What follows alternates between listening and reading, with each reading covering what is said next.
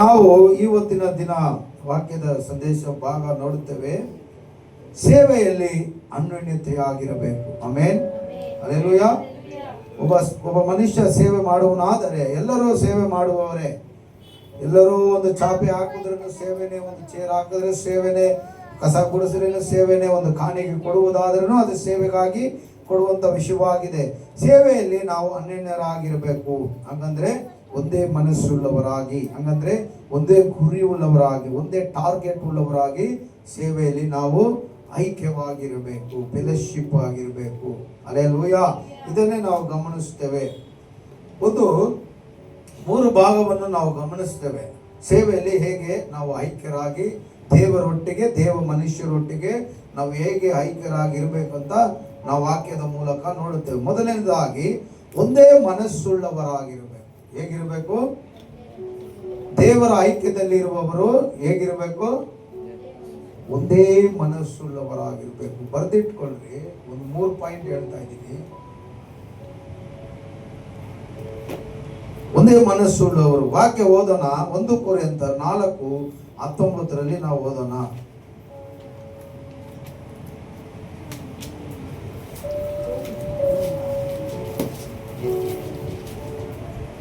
1 ಕೊರಿಂಥರ್ 4:19. ಆದರೆ ಕರ್ತನ ಚಿತ್ತವಿದ್ದರೆ ನಾನು ಬೇಗ ನಿಮ್ಮ ಬಳಿಗೆ ಬಂದು ಓದಿ ಒಪ್ಪಿಕೊಂಡಿರುವವರ ಮಾತನ್ನಲ್ಲ, ಅವರ ಶಕ್ತಿಯನ್ನೇ ಗೊತ್ತು ಮಾಡಿಕೊಳ್ಳುವೆನು. ದೇವರ ರಾಜ್ಯವು ಮಾತಿನಲ್ಲಿಲ್ಲ, ಶಕ್ತಿಯಲ್ಲಿ ಆಧಾರಗೊಂಡಿದೆ. ಹಲ್ಲೆಲೂಯಾ. ನಿಮ್ಮ ಇಷ್ಟವೇನು? ಬೆತ್ತ ತೆಗೆದುಕೊಂಡು ನಿಮ್ಮ ಬಳಿಗೆ ಬರಲು ಪ್ರೀತಿಯಿಂದ ಸ್ವಭಾವದಿಂದಲೂ ಕೂಡಿದವನಾಗಿ ಬರಲು. ಹಲ್ಲೆಲೂಯಾ. ಇಲ್ಲಿ ಪೌಲನು ಹೇಳುವಂತ ಮಾತನ್ನು ನಾವು ಗಮನಿಸ್ತೇವೆ. ಕೊರಿಯಂತ ಸಭೆ, ಹಾಗಂದ್ರೆ ಕೊರಿಯಾ ದೇಶದಲ್ಲಿ ಇರುವಂತ ಸಭೆಗೆ ಪೌಲನು ಹೀಗೆ ಪರಿಶುದ್ಧ ಆತ್ಮನ ಮೂಲಕ ಹೇಳಿದಂತ ವಾಕ್ಯ ಇದು ಮಾತು. ಆ ಸಭೆಯಲ್ಲಿ ಕೆಲವರು ಹೇಗಿರ್ತಾರಂದ್ರೆ ಉಬ್ಬಿದವರಾಗಿ ಅಂದ್ರೆ ಉಬ್ಬೋದಂದ್ರೆ ಏನು? ಉಬ್ಬೋದಂದ್ರೆ ಏನು?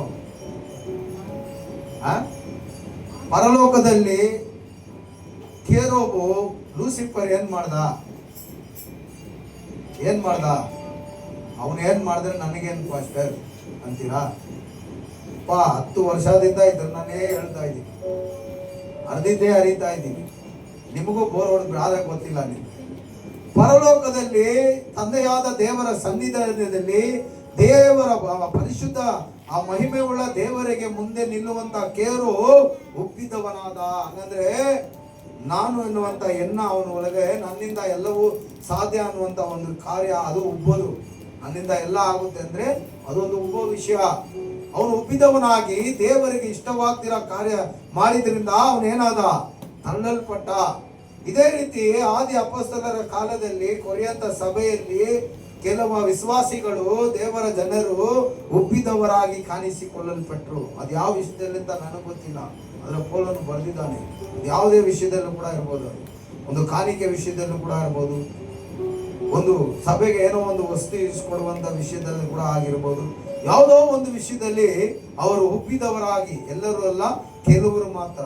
ಅದಕ್ಕಾಗಿ ಪರಿಶುದ್ಧ ಆತ್ಮನು ಪೌಲನ ಮೂಲಕ ಆ ಸಭೆಗೆ ಎಚ್ಚರಿಸುವಂತ ವಿಷಯವಾಗಿದೆ. ಹಲ್ಲೆಲೂಯಾ. ಏನ್ ಎಚ್ಚರಿಸ್ತಾ ಇದ್ದಾನೆ ಅವನು ಅಂದ್ರೆ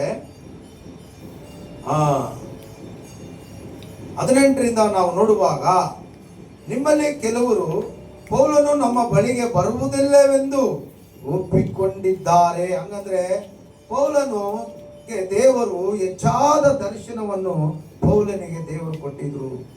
ಅದಕ್ಕೆ ಮುಂಚೆ ಯೇಸುವಿನ ಜೊತೆ ಇದ್ದಂತ 12 ಶಿಷ್ಯರು, ಅದರಲ್ಲಿ ಒಬ್ಬ ಸತ್ತೋಗ್ಬಿಟ್ಟ, ಯೂದಾಸು. ದೇವರಿಗೆ ಯೇಸುವನ್ನು 30 ಬೆಳ್ಳಿ ರೂಪಾಯಿಗೆ ತೋರಿಸಿಕೊಟ್ಟು ಅವನು ನೇಣು ಹಾಕೊಂಡು ಸತ್ತೋಗ್ಬಿಟ್ಟ.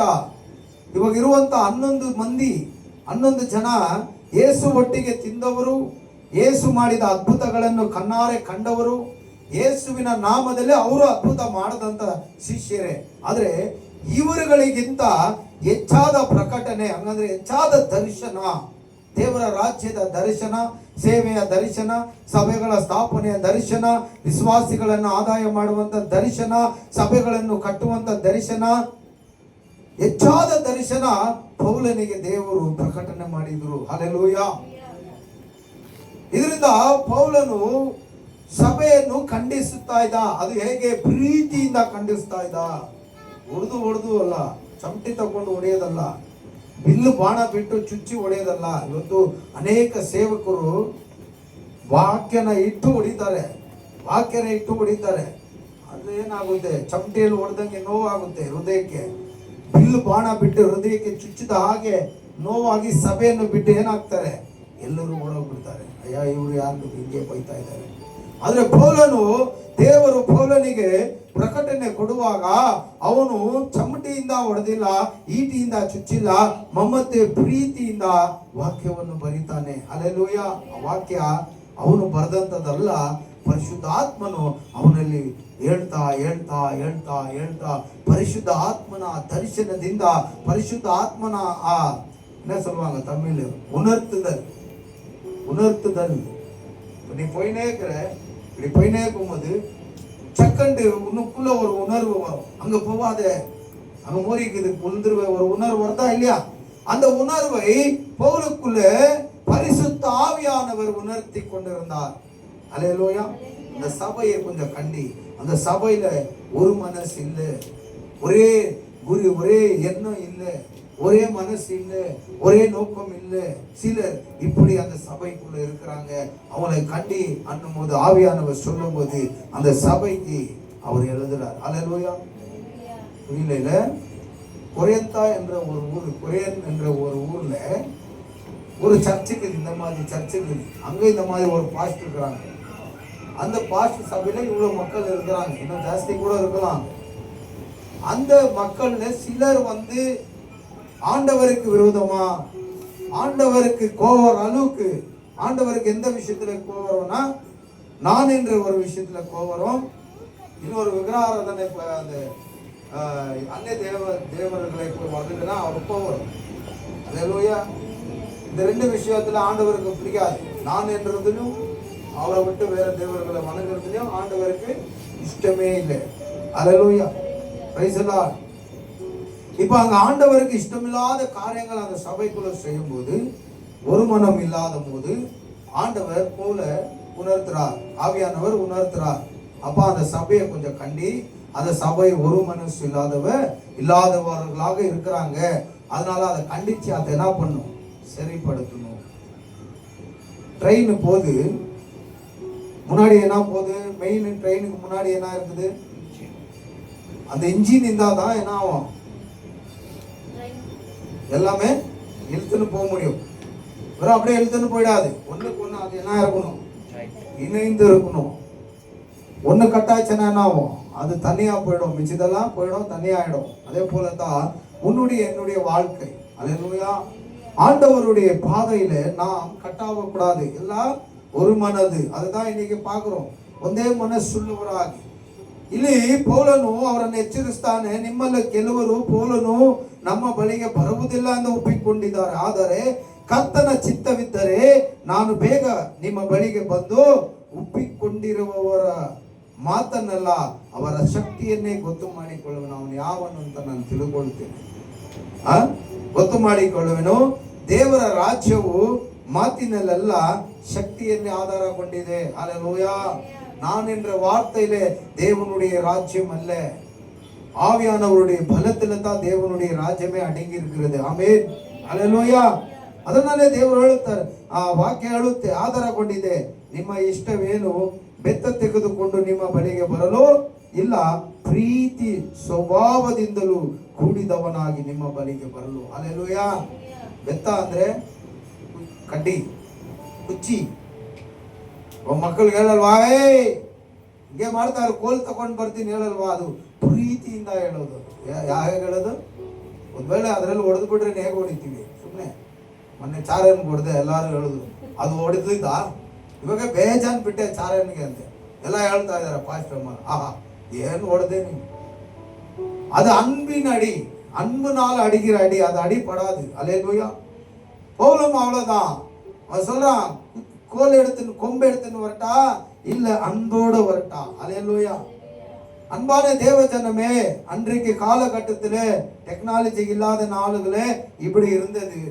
ஆனாலும் பவுல் என்ன பண்ணா, தேவ ஆவியானவருடைய பலத்தினால சரியில்லாதது, ஒரு மனது இல்லாதது, ஒரே குறி இல்லாதது சபைகளே அவன் போய் தேவனுடைய நாமத்தினால அதை சரிப்படுத்தினான். Price the Lord. இன்னைக்கு நீங்க கழுத்துல எல்லாம் செயின் போட்டுக்கிறீங்க, சிலர் கோல்டு, சிலர் உமா கோல்டு போட்டுக்கிறீங்க. போயினே இருக்கும்போது ஒரு சங்கிலி கட்டாயிச்சுன்னா என்ன ஆகும்? என்ன ஆகும்? என்ன ஆகும்? கீழே விழுந்துரும். அப்புறம் லாஸ் யாருக்கு? 10 ரூபாய் பொருள் இருக்கட்டும், 1000 ரூபாய் பொருள் இருக்கட்டும், லாஸ் யாருக்கு? பின்ன ஒரு மனது சபையில் இருக்க வேண்டும் என்று ஆவியானவர் சொல்றார். ஆமென். ஹல்லேலூயா. என்ன இருக்கணும்? ஒரு மனது சபையில இருக்கணும். அதுக்கு மிஞ்சி உப்பினது பிசாசுனால வர விஷயங்க. நல்லா தெரிஞ்சுக்குங்க, நல்லா தெரிஞ்சுக்குங்க. ஹல்லேலூயா. ಈ ಮೆಸೇಜ್ ನಿನ್ನೆ ರಾತ್ರಿ ಬರ್ಕೊಂಡು ಬಂದಿದ್ದಲ್ಲ, ನಾನು 4 ದಿನಗಳ ಮುಂಚೆನೆ ಸಿದ್ಧ ಮಾಡಿ ಇಟ್ಟಿದ್ದೆ. ದೇವರ ಆತ್ಮ ಇವತ್ತು ಸಭೆಯಲ್ಲಿ ಮಾತಾಡುತ್ತಾರೆ. ಹಲ್ಲೆಲೂಯಾ. ನಾವು ಯಾವುದೇ ಒಂದು ಕಾರ್ಯ ಮಾಡುವುದಾದರೂ ಉಬ್ಬಿನವರಾಗಿ ನಾವು ಕಾಣಿಸಿಕೊಳ್ಳಲ್ಪಡಬಾರದು. ಯಾಕಂದ್ರೆ ನೀನು ಏನೇ ಮಾಡಿದ್ರೂ ಅದು ದೇವರ ಘನತೆಗಾಗಿ ಮಾಡು. ಹೆಸರು ಬರೆಸಿಕೊಳ್ಳುವುದಕ್ಕಾಗಲ್ಲ. ನಾನು ಮಾಡಿದ್ದೇನೆ, ನಾನು ಇದೆಲ್ಲ ಮಾಡಿದ್ದೇನೆ ಎನ್ನುವಂತ ಆ ಹೆಸರು ಬರೆಸಿಕೊಳ್ಳುವುದಕ್ಕಾಗಲ್ಲ. ನಿನಗೆ ಅದಕ್ಕೆ ತಕ್ಕ ಫಲ ದೇವರ ಕೊಟ್ಟೆ ಕೊಡ್ತಾರೆ. ಆದ್ರೆ ನಾನು ಏನೇ ಮಾಡಿದ್ರೇನು ನನ್ನ ದೇವರಿಗಾಗಿ ಮಾಡ್ತೇನೆ. ಆಮೇಲೆ ನೀನು ಏನೇ ಮಾಡಿದ್ರೇನು ಪ್ರೀತಿಯಿಂದ ಮಾಡು ಅಂತ ವಾಕ್ಯ ಹೇಳುತ್ತೆ. ಹಲ್ಲೆಲೂಯಾ. ನೀನೇನೇ ನೋಡಿ, ನೆನ್ನೆ ಆ ಕಿರಣ್ ಚಂದ್ರು ಎಲ್ಲ ಹೋಗಿ ಅದೇನೇನೋ ತಂದು ಏನೇನೋ ಫಿಟ್ ಮಾಡಿದ್ರು. ಆದ್ರೆ ನಾನು ಹೇಳಿದೆ, ನನ್ನ ಕೇಳ್ಬಿಟ್ಟು ಹೋಗಿಲ್ಲ. ಒಂದು ಮಾತು ನನಗೆ ಹೇಳಿರ್ಬೇಕು. ಇಲ್ಲ ಅವ್ರ ಮನಸ್ಸಲ್ಲಿ ನಾನು ಹೇಳಿದ್ರೆ ಬೇಡಪ್ಪ ಅಂತೀನೇನೋ ಅಂತ ಕೂಡ ಇದ್ದಿರ್ಬೋದು. ಅದಕ್ಕೆ ಅಲ್ಲೂ ಹೋಗಿ ಫೋನ್ ಮಾಡ್ತಾ ಇದ್ದಾರೆ. ಕಾಸು ಶಾರ್ಟೇಜ್ ಆಗಿದೆ, ಅದೆಲ್ಲ ಅದೇ ಅಲ್ಲೊಂದು ಆಮ್ಲಿಫೈಯರ್ ತಂದು ಇದು ಮಿಕ್ಸರ್ ತಂದು ಇಟ್ಟಿದ್ದಾರೆ. ಹಳೇದಲ್ಲ, ಗೊಬ್ಬರ ಸೌಂಡ್ ಬರ್ತದೆ ಅಂತ. ಅದು ತಪ್ಪು ಅಂತೀನಿ ನಾನು, ಅದು ತಪ್ಪು ಅಂತೀನಿ. ಯಾಕಂದರೆ ದೇವರ ಸೇವಕರಿಗೆ ಮೊದಲು ತಿಳಿಸ್ಬೇಕು. ಯಾವುದೇ ಮಾಡಿದ್ರೆ ನಾವು ಪ್ರಾರ್ಥನೆ ಮಾಡಿ ಪ್ರಾರ್ಥನೆ ಮೂಲಕ ಹೋಗ್ಬೇಕು. எடுத்தமா கௌதமான்னு போகக்கூடாது. ஒரு காலத்துல நாங்களும் எடுத்தமா கௌதமான்ட்டு 10 லட்சம் மேலே செலவு பண்ணி இன்னைக்கு எல்லாம் லாஸ் பண்ணி நின்னுக்கிறோம். ಹಲ್ಲೆಲೂಯಾ. ಯಾಕೆ ಹೇಳ್ತೀನಿ ಅಂದ್ರೆ, ಈ ಸೈತಾನನು ಉಬ್ಬಿದವನಾಗಿ ಬಿದ್ದ. ಅವನು ಎಲ್ಲರನ್ನು ಉಬ್ಬಿಸುವವನಾಗಿರ್ತಾನೆ.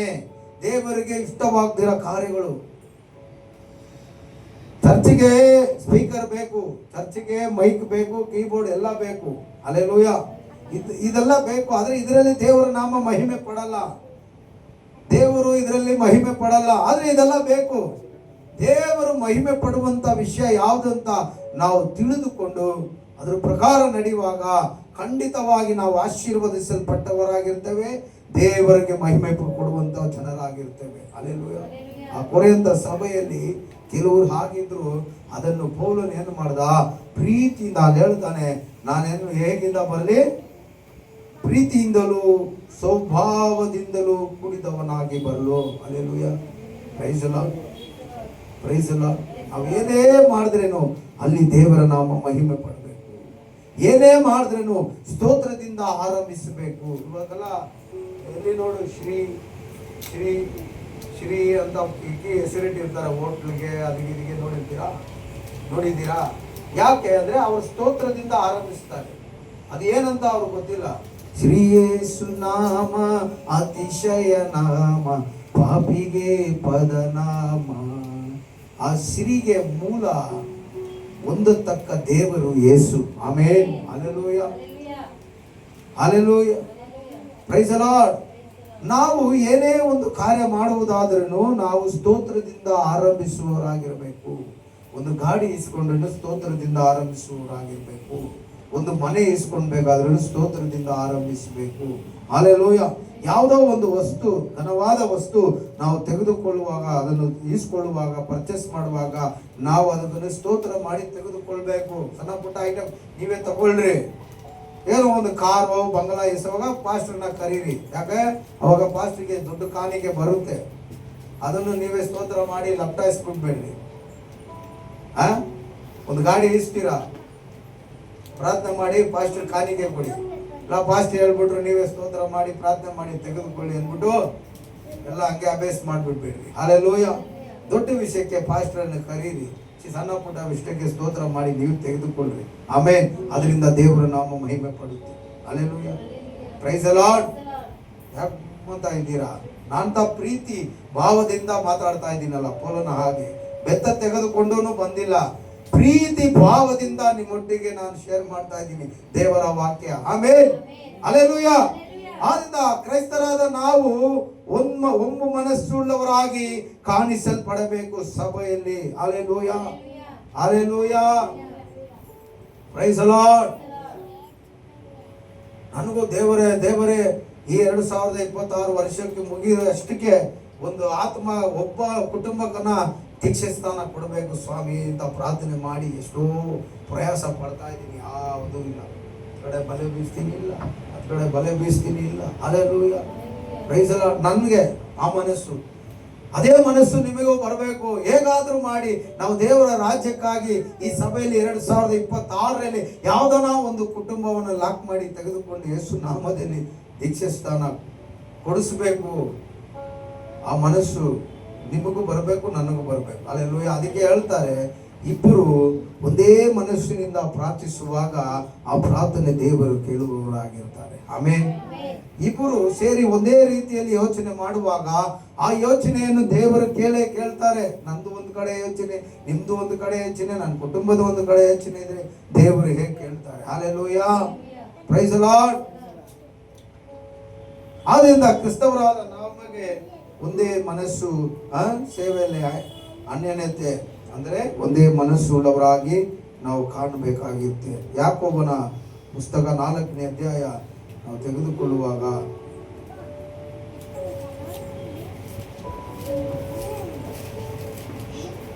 4ರಲ್ಲಿ 11ರಿಂದ ಓದಿ ನೋಡೋಣ.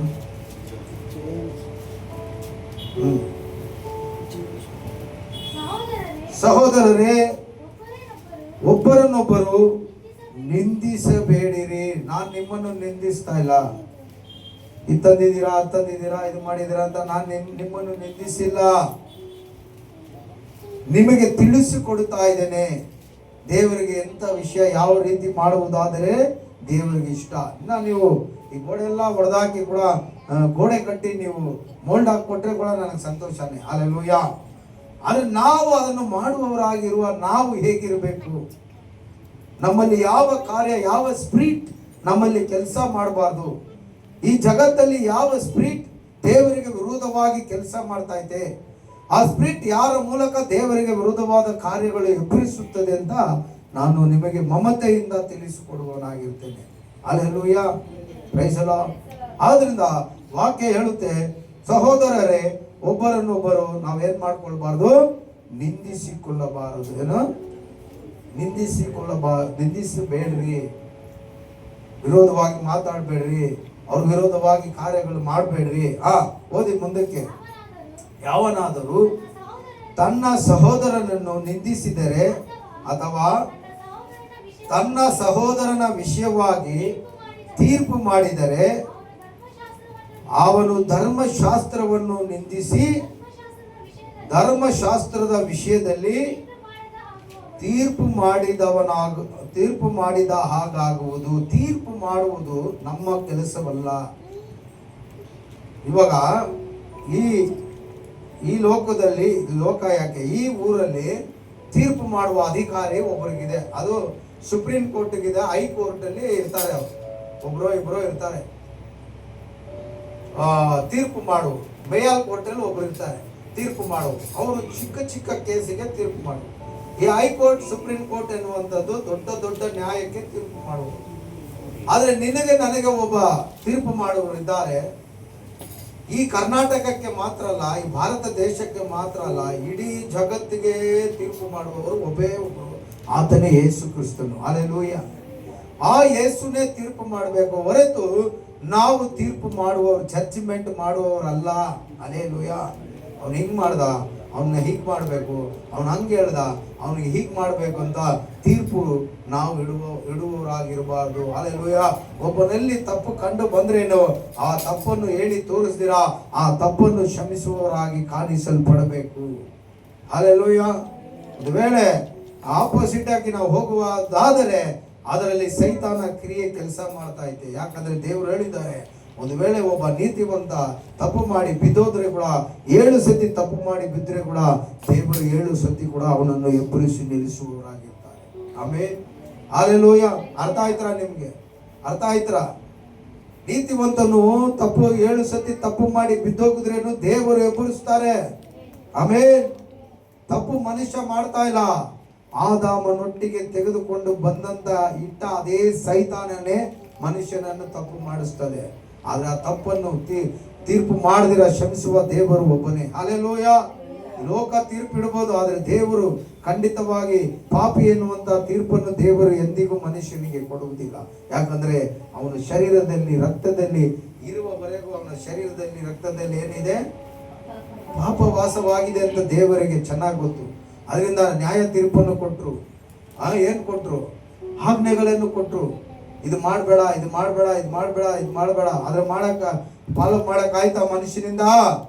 ಆಗಿಲ್ಲ. ಪಾಪ ಮಾಡಿ ಮಾಡಿ ಇನ್ನೂ ಹೆಚ್ಚಾಗಿ ಪಾಪ ಮಾಡಿ ಮರಣ ಹೊಂದಿದ್ರು. ಮತ್ತೆ ದೇವರು ಏನ್ ಮಾಡಿದ್ರು? ಬಲಿಗಳ ಮೂಲಕ ಕೆಲಸ ಮಾಡಿದ್ರು. ಈ ನಿನ್ನ ಪಾಪಕ್ಕಾಗಿ ಪಶ್ಚಾತ್ತಾಪ ಈ ಬಲಿಗಳ ಮೂಲಕ ಆಗಲಿ ಅಂತ. ಆದ್ರೆ ಬಲಿ ಹೆಚ್ಚಾಯ್ತು, ಪಾಪ ಏನಾಗಿಲ್ಲ, ಕಡಿಮೆ ಆಗಿಲ್ಲ. ಇದು ದೇವರಿಗೆ ಚೆನ್ನಾಗಿ ಗೊತ್ತಿತ್ತು.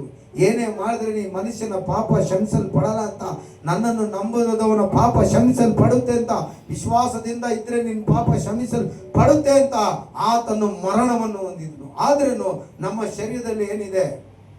ಪಾಪ ಇದೆ. ನಮ್ಮ ಆತ್ಮದಕ್ಕೆ ಪಾಪವೇ ಇಲ್ಲ. ಹಲ್ಲೆಲೂಯಾ. ಈ ಶರೀರಕ್ಕೆ ಪಾಪ ಇದೆ, ಆದ್ರೆ ಯೇಸುವನ್ನು ನಂಬಿದ್ರಿಂದ ನಿನ್ನ ಆತ್ಮ ಪರಿಶುದ್ಧವಾಗಿ ಮಾರ್ಪಟ್ಟಿದೆ. ಆಮೇಲೆ ನಿನ್ನ ಆತ್ಮ ಯೇಸುವಿನ ರಕ್ತ ವಿಶ್ವಾಸಿಸಿದ್ರಿಂದ ನಿನ್ನ ಆತ್ಮ ಪರಿಶುದ್ಧವಾಗಿ ಜೀವನ ಮಾಡ್ತಾ ಇದ್ದೆ ನಿನ್ನಲ್ಲಿ. ಆದ್ರೆ ನಿನ್ನ ಶರೀರದಲ್ಲಿ ಪಾಪ ಹಾಗೆ ಇದೆ. ಹಲ್ಲೆಲೂಯಾ. ಅದರಿಂದ ದೇವರು ನಿನ್ನನ್ನು ಪಾಪಿ ಅಂತ ಎಣಿಸುವುದಿಲ್ಲ, ಪಾಪಿ ಅಂತ ದೇವರು ನಿನ್ನನ್ನು ದಂಡಿಸುವುದಿಲ್ಲ. ಆದ್ರಿಂದ ಯಾರಿಗೂ ನೀವು ತೀರ್ಪು ಮಾಡಬೇಡ್ರಿ. ಹಲ್ಲೆಲೂಯಾ. ಒಬ್ಬರಲ್ಲಿ ತಪ್ಪು ಕಂಡು ಬಂದುಬಿಟ್ರೆ ನೀವು ಹೋಗಿ ಮನೇಲಿ ಕೂತ್ಕೊಂಡು ಪ್ರಾರ್ಥನೆ ಮಾಡಿ, ಅವ್ರಿಗೋಸ್ಕರ ಪ್ರಾರ್ಥನೆ ಮಾಡಿ, ದೇವರೇ ಅವ್ರು ಈ ತರ ತಪ್ಪು ಮಾಡ್ತಾ ಇದ್ದಾರೆ, ಈ ತರ ಪಾಪಕ್ಕೆ ಅವರು ಗುಲಾಮರಾಗ್ಬಿಟ್ಟಿದ್ದಾರೆ, ಅವರ ಆತ್ಮ ಪ್ರಾಣ 2 ನರಕಕ್ಕೆ ಹೋಗ್ಬಾರ್ದು ಸ್ವಾಮಿ ಅಂತ ಅವ್ರಿಗೋಸ್ಕರ ನೀವು ಪ್ರಾರ್ಥನೆ ಮಾಡಿ. ಯಾಕಂದ್ರೆ ವಾಕ್ಯ ಹೇಳುತ್ತೆ, ಇನ್ನೊಂದು ವಾಕ್ಯ ಹೇಳುತ್ತೆ, ನಿನ್ನ ಆತ್ಮ ಪ್ರಾಣ ಶರೀರವನ್ನು ಯಾವ ದೋಷ ಇಲ್ದಿರ ದೇವರು ಬರುವವರೆಗೂ ನೀನು ಕಾಪಾಡಿಕೊಳ್ಬೇಕಂತ. ಅದಕ್ಕಂತ ಫಾಸ್ಟ್ ಹೇಳ್ಬಿಟ್ರು, ಶರೀರದಲ್ಲಿ ರಕ್ತದಲ್ಲಿ ಪಾಪ ಇದೆ ಅಂತ ಹೊಡಿ ಬಾರಿಸು. ಹಲ್ಲೆಲೂಯಾ. ಎಷ್ಟು ಮಟ್ಟಕ್ಕಾಗುತ್ತೋ ಅಷ್ಟು ಮಟ್ಟಕ್ಕೆ ಪಾಪವನ್ನು ಕಂಡು ದೂರ ಇರಿ. ಯೋಸಪ್ಪನ ಹಾಗೆ.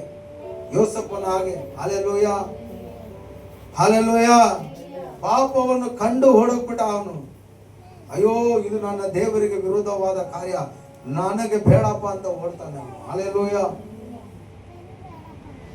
ಆದ್ರಿಂದ ವಾಕ್ಯ ಹೇಳುತ್ತೆ, ದೇವರು ಬರುವ ಒಳಗೆ ನಿನ್ನ ಆತ್ಮ ಪ್ರಾಣ ಈ ಶರೀರವನ್ನು ಕೂಡ ಪರಿಶುದ್ಧವಾಗಿ ಕಾಪಾಡಿಕೋ. ಪರಿಶುದ್ಧವಾಗಿ ಅದನ್ನು ಏನ್ ಮಾಡ್ಬೇಕಂತೆ? ಕಾಪಾಡುವವರಾಗಿರ್ಬೇಕು. ಹಲ್ಲೆಲೂಯಾ. ಎಲ್ಲ ಹೇಳಿದ ವಾಕ್ಯ ಅದು?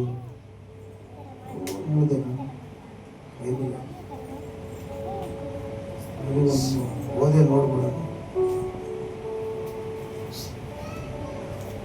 ಗೊತ್ತಾ ಯಾರಿಗ ನಾವು ವಾಕ್ಯ?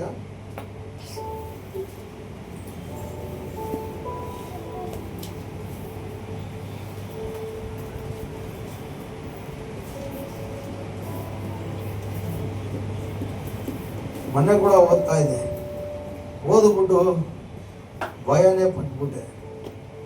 ಏನಪ್ಪ, ಶರೀರದ ಪಾಪ ಅದು ಬೇಡ ಅಂದ್ರೆ ದೇವರು, ಆತ್ಮ ಪರಿಶುದ್ಧ ಅಂತ ದೇವರೇ ಹೇಳಿದ್ದಾರೆ ನಂಬಿಕೆ ಮೂಲಕ. ಇಷ್ಟೇ ಸಾಕಲ್ಲ ನೋಡಿ. ಅದರ ಶರೀರವನ್ನು ಕೂಡ ಆತನು ಬರುವ ದಿನದೊಳಗೆ ನಿನ್ನ ಪರಿಶುದ್ಧವಾಗಿ ಕಾತುಕೋ ಅಂತ ಹೇಳ್ತಾ ಇದ್ದಲ್ಲ ನೋಡಿ. 1 ಥೆಸಲೋನಿಕ ಪುಸ್ತಕ 5ನೇ ಅಧ್ಯಾಯ ನೋಡಿ, 5ನೇ ಅಧ್ಯಾಯ 23ನೇ ವಚನ ಹೀಗೆ ಹೇಳುತ್ತೆ ನೋಡಿ. ಶಾಂತಿದಾಯಕನಾದ ದೇವರು ತಾನೇ ನಿಮ್ಮನ್ನು ಪರಿಪೂರ್ಣವಾಗಿ ಪವಿತ್ರ ಮಾಡಲಿ. ನಮ್ಮ ಕರ್ತನಾದ ಯೇಸು ಕ್ರಿಸ್ತನು ಪ್ರತ್ಯಕ್ಷನಾದಾಗ ನಿಮ್ಮ ಆತ್ಮ, ಪ್ರಾಣ, ಶರೀರಗಳು ದೋಷವಿಲ್ಲದೆ ಸಂಪೂರ್ಣವಾಗಿ ಕಾಣಿಸುವಂತೆ ಕಾಪಾಡಲ್ಪಡಲಿ. ಹಾಲೆಲೂಯ. ನೋಡಿದ್ರ, ದೇವರು ಪ್ರತ್ಯಕ್ಷನಾಗುವಾಗ, ಅಂದ್ರೆ ದೇವರು ಎರಡನೇ ಬರುವಣೆಯಲ್ಲಿ ಕಾಣಿಸಿಕೊಳ್ಳುವಾಗ, ಇಲ್ಲ ನಾವು ಅಲ್ಲಿ ಹೋಗುವಾಗ ಹೇಗೆ ಕಾಣಿಸ್ಕೊಳ್ಬೇಕಂತ ನಾವು ಅದಕ್ಕೆ ಮುಂಚೆ ಆತ್ಮ, ಪ್ರಾಣ, ಶರೀರಗಳು, ಆತ್ಮ, ಪ್ರಾಣ, ಶರೀರ ಕೂಡ ಯಾವ ದೋಷವಿಲ್ಲದೆ ಕಾಣಿಸಿಕೊಳ್ಳಲ್ಪಡಬೇಕಂತೆ. ದಿನ ನೀವು ಪಾಸ್ಟ್ ಹೇಳ್ಬಿಟ್ರು ಶರೀರದಲ್ಲಿ, ರಕ್ತದಲ್ಲಿ ಪಾಪ ಇದೆ ಅಂತ ನೀವು ಮಾಡ್ತಾ ಇರುವುದಾದರೆ ಇವತ್ತಿಂದ ಅದು ಮಾಡಕ್ ಹೋಗ್ಬೇಡಿ. ಹಲ್ಲೆಲೂಯ. ಹಲೋ, ಹಲ್ಲೆಲೂಯ ಹೇಳ್ರಿ. Praise the Lord. ಏನ್ ಮಾಡ್ಬೇಕು ನಾವು? ಆತ್ಮ, ಪ್ರಾಣ, ಶರೀರ ಏನ್ ಮಾಡ್ಬೇಕು? ಕಾಪಾಡಿಕೊಳ್ಳಲ್ಪಡಬೇಕು. ಹಾಗಂದ್ರೆ ಪರಿಶುದ್ಧದಿಂದ ಕಾಪಾಡಿಕೊಳ್ಳಲ್ಪಡಬೇಕು. ಈ ಪ್ರಯತ್ನ ಮಾಡಿ ದೇವರೇ ಆ ಕಾರ್ಯವನ್ನು ಮಾಡ್ತಾರೆ. ಹಲ್ಲೆಲೂಯ. ಸರಿ, ಇಲ್ಲಿ ಏನ್ ಹೇಳಲ್ಪಟ್ಟು? ತೀರ್ಪು ಮಾಡಬೇಡಿ. ಅವನು ಧರ್ಮಶಾಸ್ತ್ರವನ್ನು ನಿಂದಿಸಿ ಧರ್ಮಶಾಸ್ತ್ರ ವಿಷಯದಲ್ಲಿ ತೀರ್ಪು ಮಾಡಿದ ಹಾಗಾಗುವುದು. ಆದರೆ ನೀನು ಧರ್ಮಶಾಸ್ತ್ರ ವಿಷಯದಲ್ಲಿ ತೀರ್ಪು ಮಾಡಿದರೆ ನೀನು ನ್ಯಾಯಾಧಿಪತಿ ಎನ್ನಿಸಿಕೊಳ್ಳುವೆ ಹೊರತು ಅದನ್ನು ಅನುಸರಿಸುವುದಿಲ್ಲ. ನ್ಯಾಯವನ್ನು ವಿಧಿಸಿದ ನ್ಯಾಯಾಧಿಪತಿ ಒಬ್ಬನೇ. ಯಾಕೋಬ 4:12 ಓದ್ತಾ ಇದ್ದೀನಿ. ನ್ಯಾಯವನ್ನು ವಿಧಿಸಿದ ನ್ಯಾಯಾಧಿಪತಿ ಒಬ್ಬನೇ. ಯಾರು ಆತನು ನ್ಯಾಯಾಧಿಪತಿ? ತೀರ್ಪು ಮಾಡುವ ದೇವರು ಯೇಸು ಮಾತ್ರನೇ. ಆತನೊಬ್ಬನೇ. ಆತನೇ ಉಳಿಸುವುದಕ್ಕೂ ನಾಶ ಮಾಡುವುದಕ್ಕೂ ಶಕ್ತನಾಗಿರ್ತಾನೆ. ಒಬ್ಬನು ಕಾಪಾಡುವುದಕ್ಕೂ ಒಬ್ಬನನ್ನು ನಾಶ ಮಾಡುವುದಕ್ಕೂ ಆತನೇ ಶಕ್ತನಾಗಿರ್ತಾನೆ. ದೇವರು ಎಂದಿಗೂ ಯಾರನ್ನ ನಾಶ ಮಾಡುವ ಭಾವನೆ ದೇವರಲ್ಲೆಲ್ಲ, ನಾಶ ಮಾಡುವ ಮನಸ್ಸು ದೇವರಿಗಿಲ್ಲ. ಹಲ್ಲೆಲೂಯ. ಒಬ್ಬನೂ ಕೆಟ್ಟು ಹೋಗ್ತೀರಾ, ಎಲ್ಲರೂ ನಿತ್ಯ ಜೀವ ಪಡೆದುಕೊಳ್ಳಬೇಕಂತಾನೆ ತಂದೆಯಾದ ದೇವರು ಲೋಕದ ಜನರ ಮೇಲೆ ಪ್ರೀತಿಯನ್ನಿಟ್ಟು ತನ್ನ ಒಬ್ಬನೇ ಮಗನನ್ನು ಕಲಿಸಿಕೊಟ್ಟಿದ್ದು. Hallelujah, hallelujah. ಆದ್ರೆ ಆ ತೀರ್ಪು, ನಾಶ ಮಾಡುವ ತೀರ್ಪು, ಬದುಕಿಸುವ ತೀರ್ಪು ಯೇಸು ಕ್ರಿಸ್ತನಿಗೆ ಮಾತ್ರನೇ ಇದೆ. ಹಲ್ಲೆಲೂಯ. ಹೀಗಿರುವಾಗ ನಿನ್ನ ನೆರೆಯವನ ವಿಷಯದಲ್ಲಿ ತೀರ್ಪು ಮಾಡುವುದಕ್ಕೆ ನೀನು ಯಾರು? ಹಲ್ಲೆಲೂಯ. ಯಾರೋ ನಿನಗೆ ಅಣ್ಣನೋ, ತಮ್ಮನೋ, ತಂಗಿನೋ, ಯಾರೋ ಒಬ್ಬ ಸ್ವಂತನೋ, ಬಂಧನೋ ಯಾವುದೋ ಒಂದು ತಪ್ಪು ಮಾಡುವಾಗ ನೀನು ತೀರ್ಪು ಹೇಳುವುದು ಯಾಕೆ? ಅದು ದೇವರಿಗೆ ಒಪ್ಪಿಸು. ದೇವರೇ ನಾಶ ಮಾಡೋಕ್ಕೂ ಉಳಿಸುವುದಕ್ಕೂ ದೇವರೇ ಶಕ್ತನು. ಆಮೇಲೆ ನಾವು ದೇವರಿಂದ ಉಂಟಾದವರು, ದೇವರು ನಮ್ಮಿಂದ ಉಂಟಾದವರಲ್ಲ. ತೀರ್ಪಿಡುವುದಕ್ಕೆ ದೇವರಿಂದ ಉಂಟಾದ ನಾವು ದೇವರಿಗೆ ಒಪ್ಪಿಸಬೇಕು ನಮ್ಮ ನ್ಯಾಯವನ್ನು. ಆದ್ರಿಂದ ನಾವು ಸಭೆಯಲ್ಲಿ ಇರುವವರು ಒಮ್ಮನಸ್ಸಾಗಿ ಐಕ್ಯವಾಗಿರಬೇಕು ಅಂತ ಈ ವಾಕ್ಯಗಳು ನಮಗೆ ಎಚ್ಚರಿಸ್ತಾ ಇದೆ. ಹಲ್ಲೆಲೂಯ. ಪ್ರೀತಿಯಿಂದ ಈ ವಾಕ್ಯಗಳು ನಮಗೆ ಏನ್ ಮಾಡ್ತಾ ಇದೆ?